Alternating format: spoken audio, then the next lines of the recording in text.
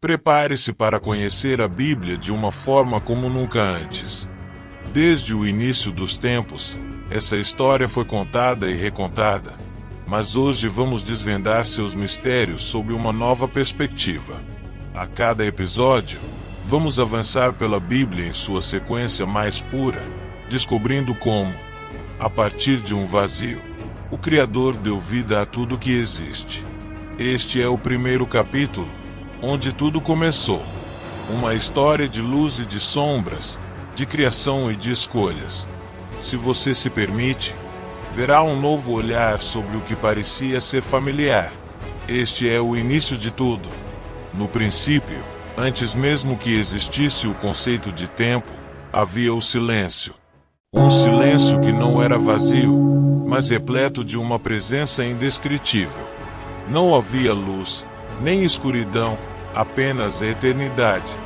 E ali, em meio ao nada, existia Deus, o Criador, uma presença sem igual, sem começo, sem fim.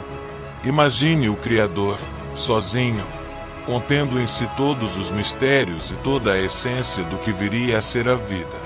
Ele era completo em si mesmo, não precisava de nada mais. Mas em um ato de amor e propósito, ele desejou criar. Essa não foi uma decisão repentina, foi um plano eternamente presente em seu coração. Ele desejava dar vida e beleza, desejava que sua criação refletisse a glória de seu ser. E assim, o primeiro ato da criação estava prestes a acontecer. Deus, em sua soberania, contemplou o vazio e decidiu preenchê-lo. Ele desejava criar um mundo onde sua essência pudesse ser vista, um lugar onde sua criação pudesse conhecê-lo. Então, com propósito, ele decidiu que haja luz. Com uma palavra, ele trouxe a luz ao mundo, mas essa luz não era como as que conhecemos. Era uma luz sagrada, que não só iluminava, mas também revelava a grandeza de seu poder. Essa luz divina não era apenas física, mas espiritual, uma manifestação da própria presença de Deus. Pela primeira vez, a criação viu o primeiro reflexo do Criador. Era a luz primordial, a própria essência do que é bom. O Criador viu a luz e disse que era boa. Mas o que significava essa bondade? Não era apenas uma avaliação de qualidade. Era uma declaração de que tudo o que emanava dele era puro, justo e belo. A luz, ao se espalhar pelo universo, se tornou o fundamento de tudo o que viria a existir. Ela era uma promessa de vida, um prenúncio da criação ainda em curso. E então, Deus separou a luz das trevas. Ele deu forma ao tempo, criou o dia e a noite, e assim estabeleceu a ordem. O primeiro passo para o equilíbrio que manteria o universo. Mas a criação estava apenas começando. Deus olhou para o caos de águas em desordem e disse: haja um firmamento no meio das águas, e haja separação entre águas e águas. Com esse comando, o céu foi formado. Um vasto espaço que separava as águas superiores das águas inferiores. Essa separação não era um simples ato físico. Era simbólico, marcando o início da ordem que governaria toda a criação.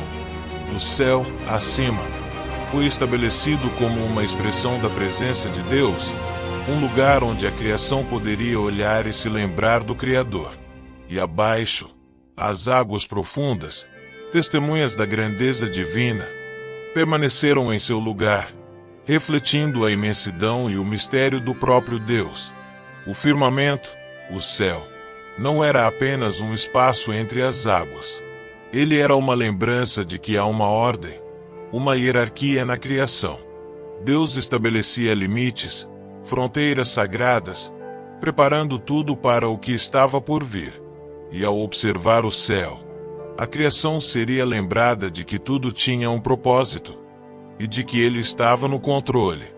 Deus, então, ordenou que as águas debaixo do céu se ajuntem num só lugar, e que apareça a porção seca. E assim, a terra surgiu, despontando entre as águas. um solo fértil, vasto e pronto para ser preenchido com vida. Imagine a terra seca emergindo, as montanhas erguendo-se como testemunhas da força do Criador, os vales se abrindo, as planícies estendendo-se até onde a vista alcança. Cada detalhe foi moldado com precisão, e Deus viu que era bom. Cada parte da terra era um reflexo de seu plano. Cada pedaço de solo estava ali por um motivo. Mas a criação precisava de mais. Então Deus disse: que a terra produza vegetação, plantas com sementes e árvores frutíferas que deem frutos segundo sua espécie. E a terra, em obediência, floresceu. A vegetação brotou, cobrindo o solo com um verde vibrante e fresco. As árvores se ergueram, seus ramos carregados de frutos, e o aroma das flores encheu o ar. Cada planta, cada folha, cada flor era um testemunho da bondade e generosidade do Criador. A terra estava viva, pronta para ser o lar perfeito de sua criação. E Deus viu que era bom. Ele olhou para tudo o que havia criado e se agradou, pois tudo refletia sua perfeição. E Deus disse: que haja luminares no firmamento dos céus para separar o dia da noite. Com isso, Ele criou o sol para governar o dia e a lua para governar a noite. E, espalhadas pelo céu, Deus colocou as estrelas, como luzes cintilantes que lembrariam a criação da grandiosidade de seu Criador. Essas luzes não eram apenas corpos celestes, eram sinais divinos. Cada uma representava o controle absoluto de Deus sobre o universo. O sol, com seu brilho poderoso, trazendo calor e vida, e a lua, calma e serena, governando as marés e os ritmos da criação. E as estrelas, incontáveis, enigmáticas, elas eram testemunhas silenciosas da imensidão do Criador.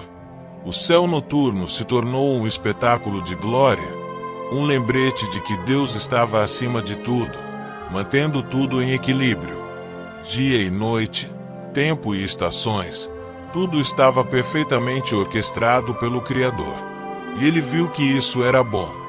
Então Deus disse: que as águas fervilhem de seres viventes, e que as aves voem sobre a terra. E, em obediência ao Criador, os mares se encheram de peixes e criaturas aquáticas de todas as espécies, tamanhos e formas. A vastidão do mar, que antes era apenas água, agora estava repleta de vida.